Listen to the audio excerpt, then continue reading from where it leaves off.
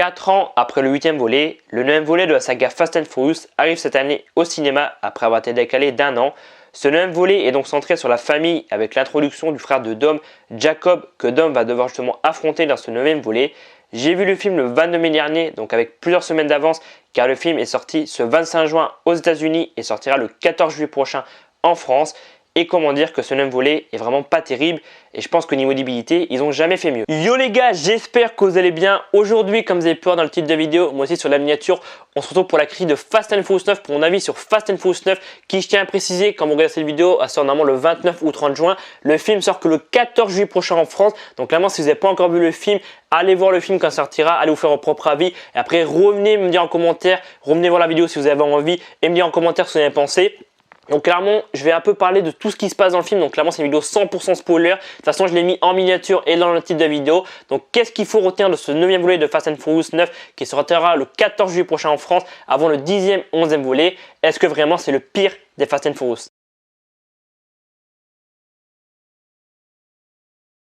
La première chose pour moi à retenir de ce 9e volet de Fast and Furious, c'est qu'on sait que John Cena a rejoint la saga Fast and Furious pour interpréter Jacob, le frère de Dom, interprété par Vin Diesel.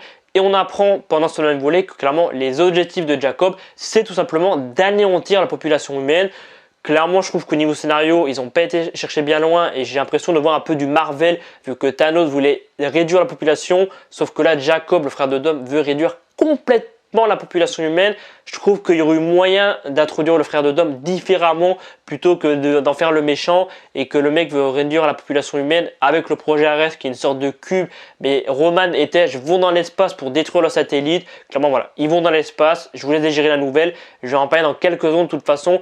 Mais moi c'est vrai que niveau scénario, il y aurait eu moyen de faire autre chose plutôt que du méchant qu'on a déjà vu 50 000 fois dans les films qui veut réduire ou anéantir la population humaine. Clairement c'est un peu dommage.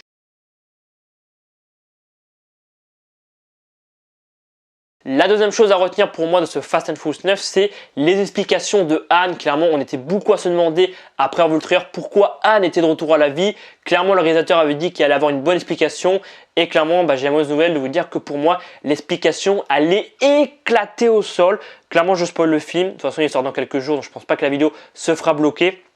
En fait, on apprend que sa mort était simulée puisqu'il travaillait avec Monsieur Nobody. Il travaille avec Monsieur Nobody. Il y a même une histoire qu'il a une fille parce que ses parents brûlaient dans la maison. Du coup, il a reculé une fille. Voilà, pour moi, l'explication du retour de Han, clairement qui revient d'entre les morts, elle est un peu bidon. Clairement, j'aurais trouvé mieux de faire autre chose. Je sais pas, de toute façon, je savais que ça allait être soit une histoire de mort simulée ou alors un frère jumeau, un truc comme ça. Voilà, clairement, il y aurait eu moyen, je pense, de faire mieux que la mort simulée et que bon, il travaille avec Monsieur Nobody depuis autant d'années. Clairement, voilà, un peu décevant pour moi ce retour de Han, mais c'est cool qu'il soit de retour dans la saga, mais un petit peu décevant.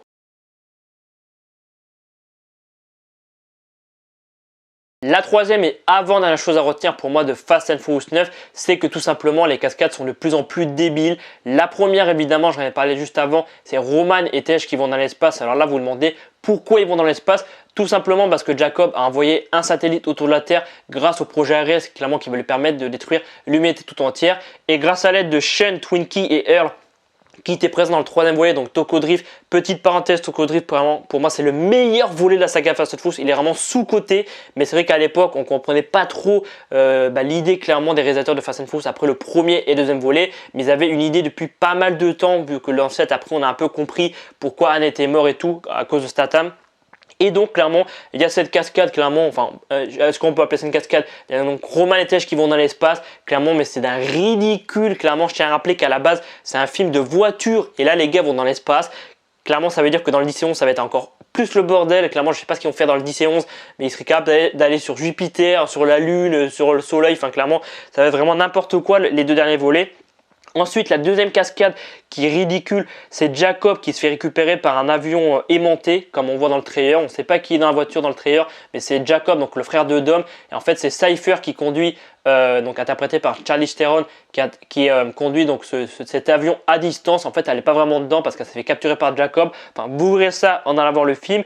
Et ensuite, la deuxième plus grosse cascade, enfin la deuxième cascade pour moi la plus ridicule plutôt, de ce 9 volet, c'est à la fin du film, on voit dans le trailer un camion qui se soulève et en fait ce camion il va rouler pendant au moins 10 minutes à l'envers et il y a à un moment donné Vin Diesel, donc qui interprète Dom dans le film, qui va jeter une grenade Et le camion il va se retourner tout seul. Incroyable la science. La science, elle est nulle part vraiment. Je sais que je l'ai déjà dit dans ma critique de Hobbs & Shaw avec John Statham et Dwayne Johnson quand il était sorti il y a quelques années, enfin il y a quelques temps.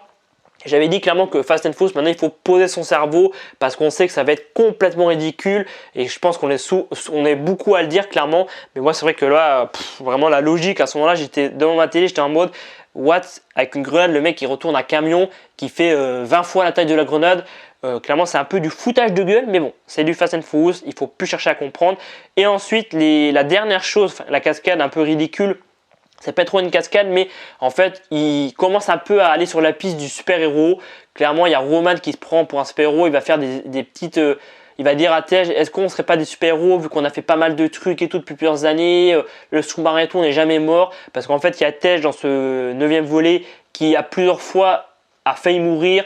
Au début du film, il affronte des mecs qui sont genre 10-15 contre lui, il arrive à tous les tuer, normal. Après, il y a une histoire de mine et puis le camion qui va lui atterrir dessus, mais finalement, on apprend qu'il n'est pas mort.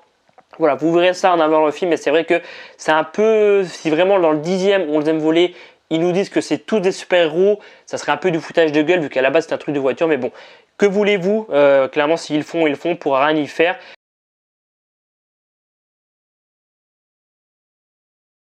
Et la quatrième et dernière chose pour moi à retenir de ce Fast and Furious 9, c'est clairement Paul Walker qui apparemment va revenir dans la saga. Et ça, clairement, croyez-moi que ça va énerver, je pense, beaucoup de personnes. Même moi, ça m'a énervé, clairement, j'ai vraiment pété un câble. C'est pour ça que j'ai pas fait la critique en mai dernier, parce que je pense que la critique, ça aurait été vraiment n'importe quoi.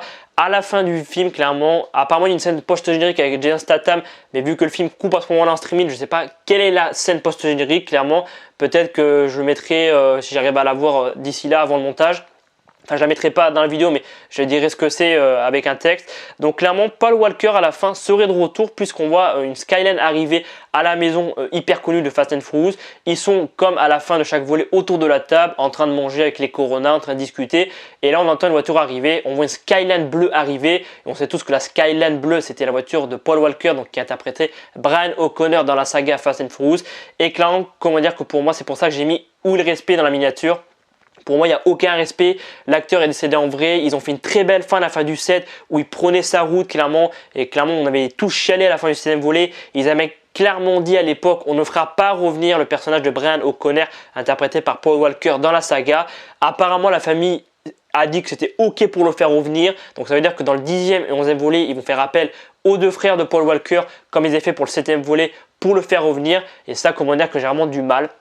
Je trouve ça irrespectueux, vraiment ils ont fait une belle fin, le mec est vraiment, enfin voilà, l'acteur est décédé en vrai, il a fait une belle fin à la fin du 7 qui était incroyable, clairement une des plus belles scènes pour moi de Fast and Furious, et là clairement ils vont refaire venir le personnage pour faire un peu un crossover à la Avenger dans le 10 et 11, clairement c'est un peu dommage, voilà, je sais pas ce que vous en pensez clairement, vous du retour potentiel, j'ai pas encore envie de dire que c'est sûr, peut-être qu'ils vont faire une histoire de, en fait c'est son frère et tout qui va venir dans la saga, mais clairement si c'est vraiment Brian O'Connor qui revient dans la saga, vraiment je trouve ça irrespectueux envers la mémoire de Paul Walker, mais bon, si la famille est d'accord, ben, c'est comme ça, mais moi je trouve ça irrespectueux. Et voilà, c'est la fin de la vidéo et donc la fin de mon avis sur Fast and Furious 9. Je pense que j'ai pas besoin de plus argumenter par rapport à Fast and Furious 9. Vous avez compris que j'ai pas du tout aimé. Voilà, je l'ai dit dans mes 4 points à retenir. Voilà, c'est un nouveau truc que je vous laissais par rapport au format critique cinéma et série.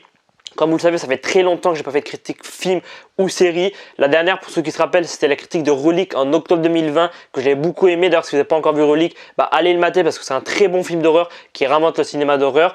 Et ouais, clairement, là, bah, c'est un nouveau truc en mode les 4 points à retenir par rapport au film. Là aujourd'hui c'est Fast and Furious 9, peut-être que dans une semaine ou deux ce sera un autre film. Ouais, je suis un peu en train de relancer le format cinéma, j'étais en train de réfléchir depuis plusieurs mois à comment faire. Et là cet après-midi j'ai tourné une première critique de Fast and Furious 9 comme je faisais avant. Mais c'était beaucoup trop long, ça a duré genre 15-20 minutes. Et là je vais m'arrêter de parler parce que sinon la vidéo va durer genre 15 minutes aussi. Mais ouais, clairement je trouve ça cool de faire une intro avec les images du film. Ensuite je parle un petit peu en face cam. Et ensuite je mets les images du film, des images et tout des acteurs et du film. Et je dis voilà mais les 4 points à retenir du film. Là clairement c'était plus des points négatifs que positifs, mais clairement voilà, fallait vraiment que je parle de Fast and Furious 9, ça fait un mois que j'ai envie d'en parler, et vu que le film sort dans 15 jours, bah, je pense que c'est le bon moment pour en parler. Moi je vous dis à dans quelques jours pour peut-être une nouvelle critique cinéma ou peut-être série, et aussi pour d'autres vidéos. Il y a pas mal de vidéos qui arrivent, je suis en train de reprendre un peu le rythme des vidéos, donc rendez-vous dans quelques jours pour d'autres vidéos. C'était Albo, prenez soin de vous, à très vite.